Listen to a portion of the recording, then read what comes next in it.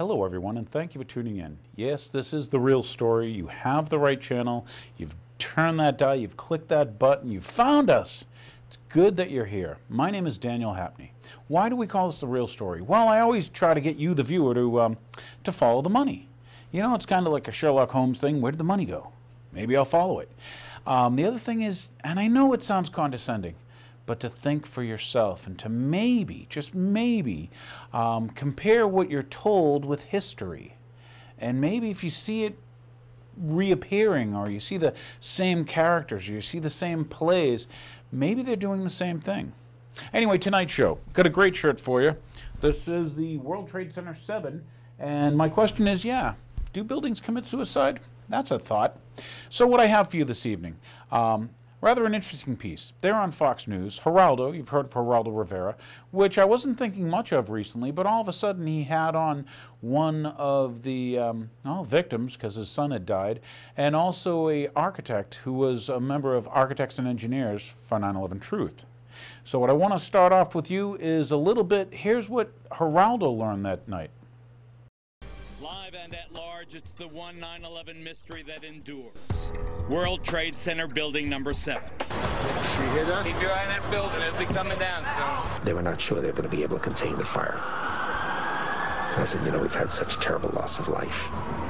Maybe the smartest thing to do is pull it. And they made that decision to pull, and then we watched the building collapse. And so the first one was likely an accident, the second one was an attack, and the third was a declaration of war. The publication of the Bush memoir fills in some of what we did not know about 9/11. But no official account so far addresses the issue now being raised in an extraordinary ad campaign. I lost my son, My nephew. My uncle. My son. on September 11th, 2001. Most people don't know that a third tower fell on September 11th. World Trade Center 7, a 47-story skyscraper, was not hit by a plane. Although the official explanation is that fire brought down Building 7 Over 1,200 architects and engineers have looked into the evidence and believe there is more to the story. Up until now, only those considered nut jobs question the official conclusion that office fires caused by the nearby catastrophe of the towers collapsing brought down building number 7. But I do believe that it is the first time in history that fire has ever melted steel. I do believe that it defies physics for the World Trade Center Tower 7, Building 7, which collapsed in on itself. It is impossible for a building to fall the way it fell without explosives being involved. And if explosives were involved, that would mean that the most obnoxious protesters in recent years are right. If you hear the shouting, it's a group of demonstrators who've come.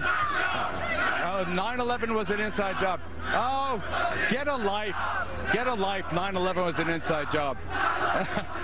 Welcome to the show, everybody. I'm Geraldo Rivera, and that noisy demonstration was more than 2 years ago. But the folks behind that TV ad you saw earlier are not so easy to dismiss as those demonstrators were. And what caught my eye is their claim that more than 1,300 architects and engineers examined the evidence about Building 7's collapse and disagree with the official report issued by the National Institute of Standards and Technology. Before we examine what they have, this heads up. Also tonight, we probe the remorseless Randall Moore, the creep who raped and murdered his own wife and then outrageously taunted her family at his sentencing. And we're live tonight on the bloody Mexico border, the most dangerous place on earth right now. Those stories coming up. But up front tonight, Building 7 was no ordinary building. Among other key tenants, including several intelligence and law enforcement agencies, it also housed New York City's Emergency Operations Center, known as Mayor Giuliani's bunker. Here to tell us what they know about its collapse and why they question the official conclusions are Bob McIlvaine, whose son died in the World Trade Center, and Tony Zambati, a mechanical engineer. Nice to see you guys. Welcome. Thank you, welcome. Geraldo. Nice to meet you, Geraldo. Our condolences, obviously, for your loss. But Tony, let me start with you. You're an engineer. Are you suggesting that the official account that Building 7 collapsed because of the fire melting the steel or in some other ways, destroying the integrity, the structural integrity of the building, that's false? You think that that's false? Yes, I do. And for a couple reasons. One is that Building 7 came down. It went into a sudden collapse across the full width and length of the building. For 2.25 seconds, which amounted to 105 feet, or 8 stories, 8 13-foot tall stories. It was in full free fall acceleration. That is impossible because in a natural collapse, columns would have to buckle. When columns buckle, there is a minimum resistance. It's asymptotic, if you know what that means. That means it never goes to zero. So it's impossible. You can't reach. So here's what I guess in layman's terms, to just get my hands here, Peter. So what he's saying is that the top floor collapses, hits the next floor, hits the next floor, hits the next floor. So it's bang, bang, bang, bang. The weight of the upper floors. It would slow down. What I'm trying to say is it was in full free fall acceleration. All of its potential energy was being converted to motion. Instead of what I just described, the thing just collapsed like a pancake. It just came down. And so what are you suggesting brought it down, Tony? I'm suggesting there was some form of demolition devices in that building for 8 stories or more. You think that the explosives brought down Building 7? Some form of demolition device. I'm not pretending to know what it is. I am saying that it was in free fall acceleration. All right, let me ask you this. NAST admitted to that. Okay, let me ask you this before I get to Dad, before I get to Bob here. We've all seen old, obsolete buildings and public housing in other places outlive their usefulness, being demolished by the professionals who can actually collapse a building right in its own footprint. That's what it looks like happened to Building 7. Do you believe that's what happened? Yes, I do believe that's what happened. And why do you think they're lying about it? I don't really know all the details of why they're lying about it. I can't read their minds. All I can say is, scientifically, it's impossible for fire to have done what we see. And Bob, these 1,300 engineers and architects who agree with you and some of the other relatives' families. I know you found your son just a couple of days after the disaster. He was outside. I don't want to get into the details of how you believe he died, but these architects and engineers, do they support your contention? Do you believe that it was an inside job, that 9/11 was an inside job? All right, Geraldo, I believe it was an inside job, okay? I'm here you believe our government? Right, please. But the thing is, we don't have enough time to get into the reasons of that. We set up this Building What campaign. We saw the... Building What? .org. BuildingWhat.org. The reason we have that is because Judge Lehner, when we had a petition to have a new investigation in New York City about Building 7.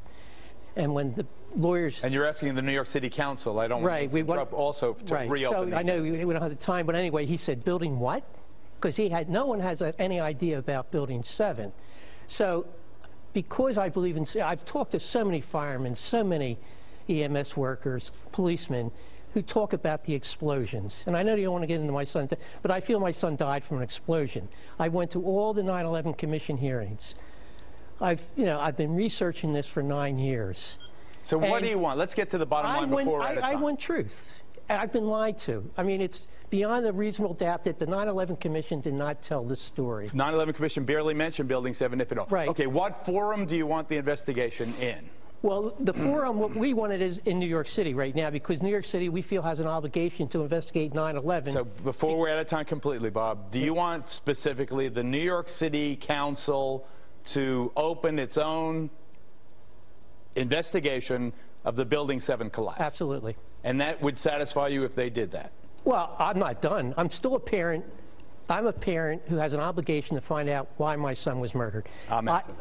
As far as this show and New York City, I want the investigation. That will not be sufficient enough. Your wound. I get that. And I'm going beyond that. But it's the beginning. Of course it's the beginning, but that's why I support this Building What campaign. Bob McIlvaine, we thank you. Tony Zambati, thank you very much. It is an intriguing topic. I certainly am much more open-minded about it than I was, and it is because of the involvement of the 9/11 families and all these engineers and architects.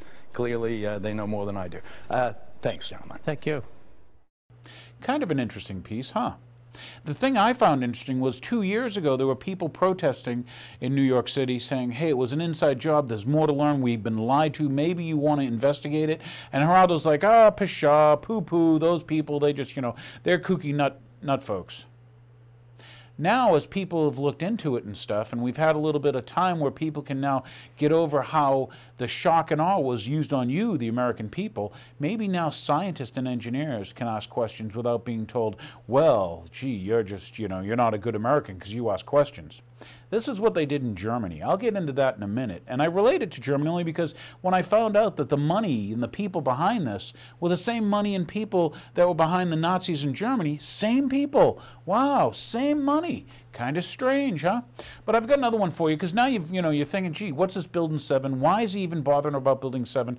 Because if you were lied to about the collapse of Building 7, what else were you lied to about? Here's pictures of Building 7 when it was on fire.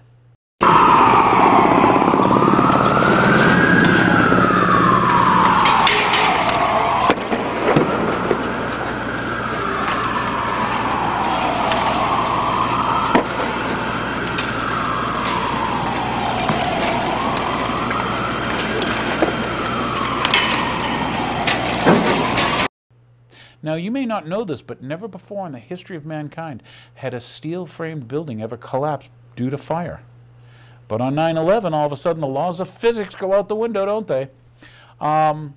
Here's another little piece. I want you to catch this piece on, what made 7 collapse and how was its collapse? Of all the terrifying images, on September 11th, the collapsing Twin Towers were among the most horrific. A shocked nation saw the 2 largest structures in New York City skyline dramatically crumble before our eyes. Given the vast scale and unprecedented nature of the horrifying spectacle, and lacking any information to the contrary, viewers could only assume that the fiery crashes of Flight 11 and 175 were the sole causes of the tower's subsequent collapses. Building number 7 at the World Trade Center was a 47-story building with a steel frame. No airplane crashed into it, nor did the towers fall onto it.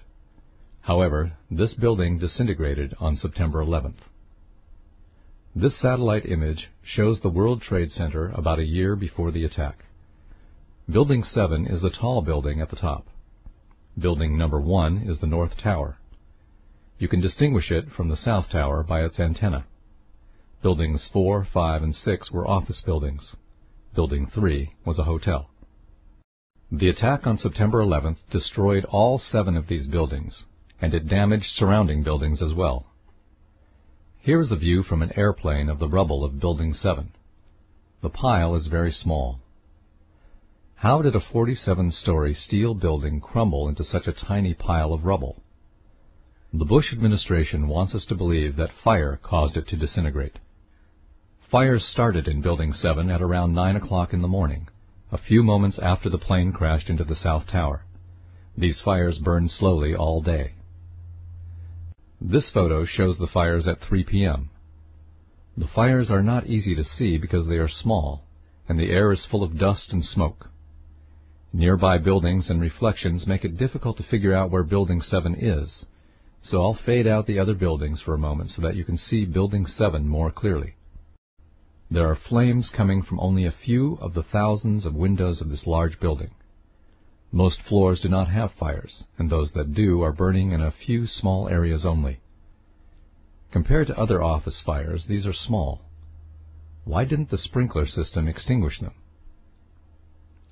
This photograph shows the rear of Building 7. This side of the building doesn't have many fires either. There are no fires anywhere along the base of the building. Incidentally, in the background of this photograph are buildings number 5 on the left and 6 on the right. Both of those buildings have very serious fires burning inside. The government has never bothered to explain how Building 5 ended up with such serious fires. Despite the fact that the fires in Building 7 were so small that the sprinkler system should have extinguished them, at about 5:30 in the evening, the building suddenly imploded and crumbled into a pile of rubble. How did a few small fires cause Building 7 to collapse? According to Bill Manning, editor-in-chief of Fire Engineering, a magazine for fire departments, fire has never destroyed a steel building. I remember getting a call from the fire department commander telling me that they were not sure they were going to be able to contain the fire. And I said, we've had such terrible loss of life. Maybe the smartest thing to do is pull it. And they made that decision to pull, and then we watched the building collapse. Now, the term pull, which you just saw Larry Silverstein use, is an industry term that means to demolish, a controlled demolition. What did Larry Silverstein exactly say here? Did he say World Trade Center 7 was a controlled demolition? If so, is it conceivable that through all the melee and hysteria that was going on the morning of September 11th, a demolition crew could have came in and taken down World Trade Center 7 within 7 hours? Most controlled demolitions take up to 2 weeks in intense planning to make happen. If this is the case, the only explanation that makes sense is that a controlled demolition was planned way in advance of September 11th, 2001.